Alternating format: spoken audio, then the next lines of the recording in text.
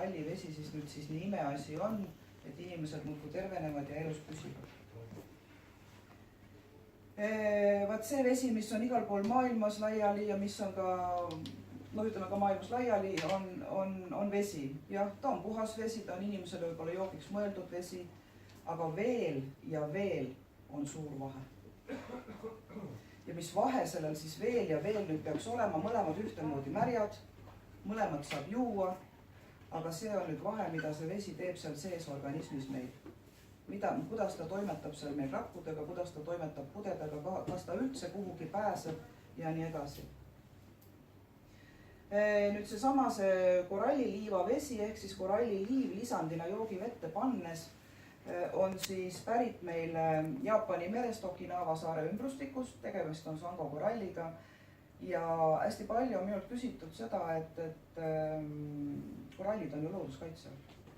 Neid ei tohi kaevandada, nalja teete. Mis sekte seal selline on, mis vette siin joote? Siis tegelikult on asi nii, et elavaid koralle ei puutu mitte keegi.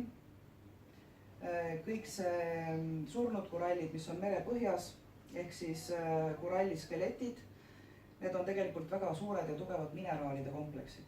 Ehk siis need samu mineraale, mida on meil organismis tarvis, neid siis kaevandatakse sealt Jaapani merest, desinfitseeritakse loomulikult, pakendatakse ja saadetakse siiapoole, et saaksid ka Euroopa inimesed panna seda sama peenestatud koralli, ehk siis seda sama mineraalide kompleksi, panna omale joogivette, mis siis rikastab seda joogivett, teeb ta mineraalide poolest, 69 mineraali poolest teeb rikkamaks, lisab sinna veel elu ehk elektronilaengu miinuse ja teeb selle vee aluseliseks. Tekib küsimus, et miks meil seda nagu kõike tarvis on, kõiki neid aluselisid asju ja mineraale ja mida iganes. Ma joon pudelivett, ma joon kraanivett, ma ju joon. Paljud ütlevad mulle, ma ju joon, ma ei raiska raha selle asja peale, milleks. Võt selle kraaniveega on selline asi, et esiteks ta on surnud vesi, ta on elutu vesi, no see selleks, seda võib-olla teavad juba kõik. Aga paraku on selles kraanivees nii tohutult palju neid kemikaale, ehk siis kemikaale, millega see joogivesi on puhastatud.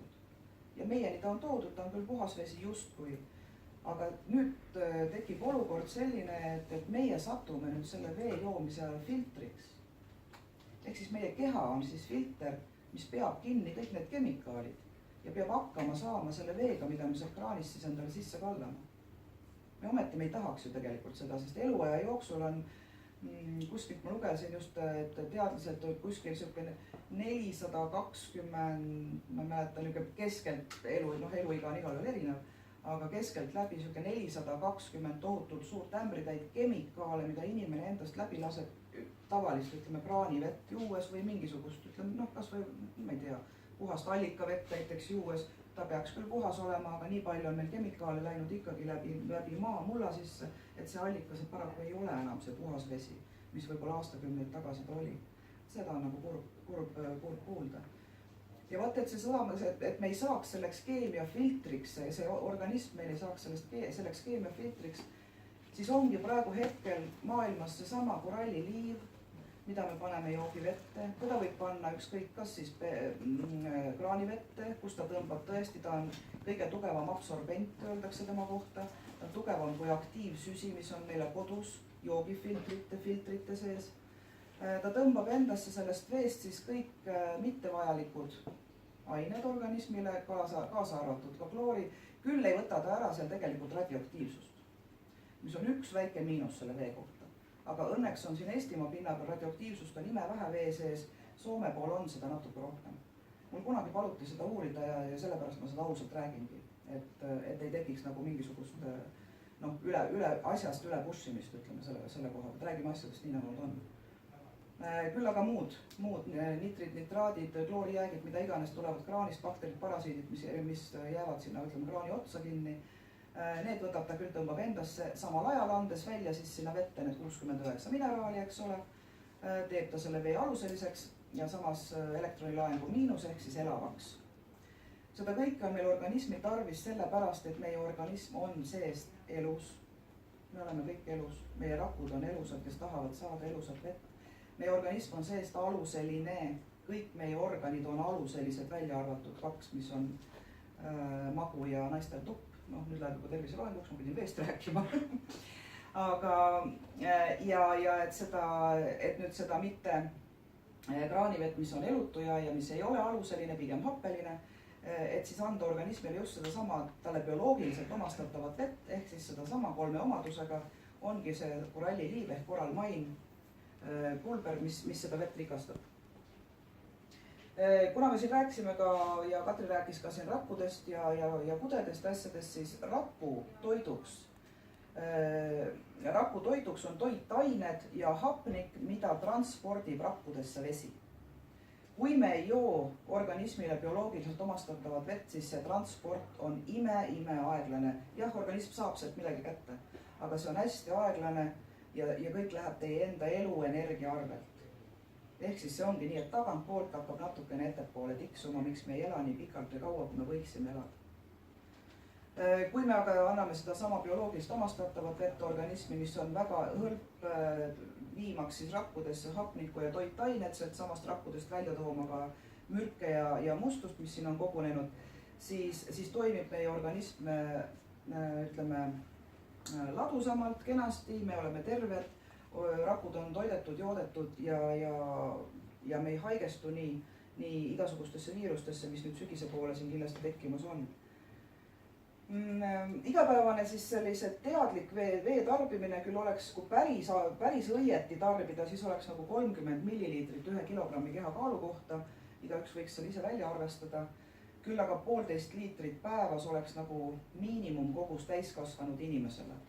Kui nüüd tõesti inimene on väga suur ja palju ülekaaluline, siis ilmselgelt alati me räägime seda ka, et ühes loengus oli hästi suur naine, eks ole, ja siis ta hakkas välja arvestama, et 30 milliliitrit 1 kehakilogrammi kohta, et siis ma pean hommikul üle ämbrid valmis tegema, 10 liitrit praktiliselt, et nii palju juua loomulikult ei tasu.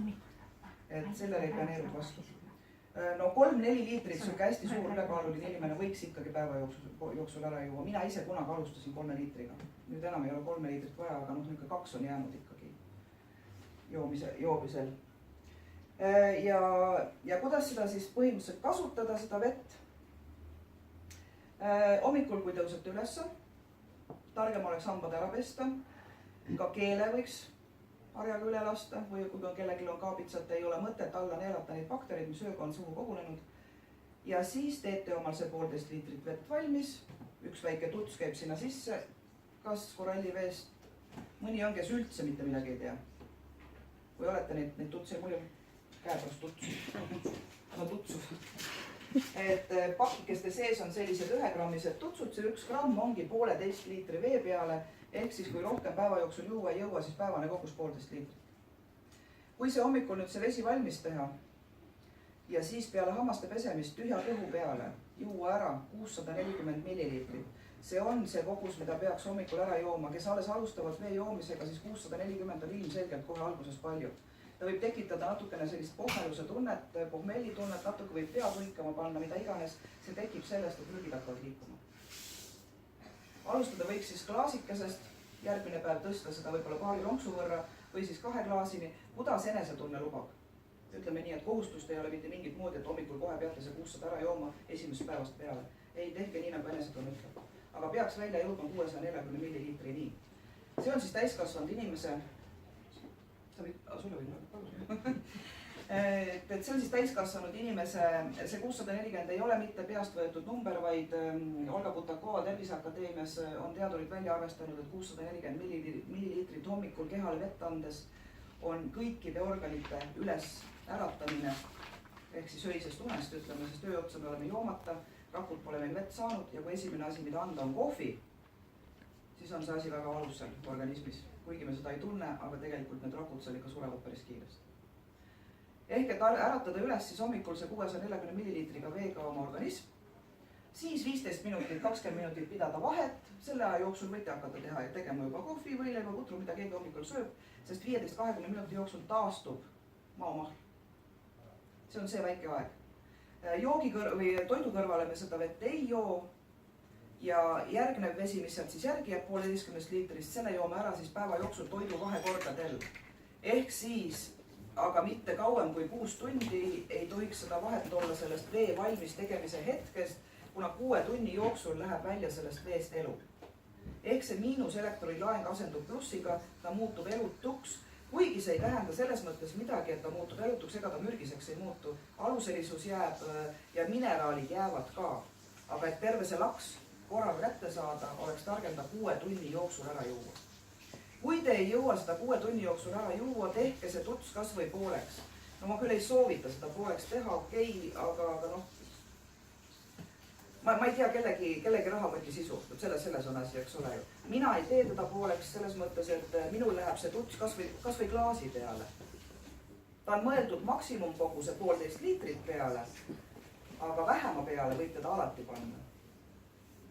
Aga siis niimoodi võib teha, et sa panete nagu 0,7 pudelisse, kasutad selle vee ära ja paned uue vee. Ei toimi, see mõjub ainult üks kord. See reageerib veega üks kord. Veekoguse saad sa küll jah topelt siis sellel kätte, kui sa uuesti peale valad sinna, aga veega ta reageerib üks kord. Ja. Kui sa ei raatsi panna teist tutsu, siis pane see näpp umbes poole liiva peale, eks ole, ja kalla pool liiva välja. Kuigi ma seda eriti ei propageeri, sellepärast, et tervist ei ole kunagi liiga palju. Ja üldjuhul me oleme seest happestunud ja happelised, et see esialgu see tuts ikkagi ükskõik millise koguse peale panna oleks ausalt öelda targem. Tegelikult päevane vee hind on 44 senti. Inimesed ütlevad, et oi, mis korallivee kallis. 44 senti. See on siis, kui kampaania ostab 1,5 liitrit. Ja siis kui on kampaania. 20 euri kuupakki kogus. 60 senti tuleb 1,5 liitrine pudel, kui on tavaline veepakkus. Jaa. Kui arvestada niimoodi. Ei, see on. Vahet üle. Ikkagi odavam kui... Ei, loomulikult, kui me räägime rahvast. Ja loomulikult. No ma ütleb, et ma joon hästi palju bursommi, mind on see nii jõudselt aidanud.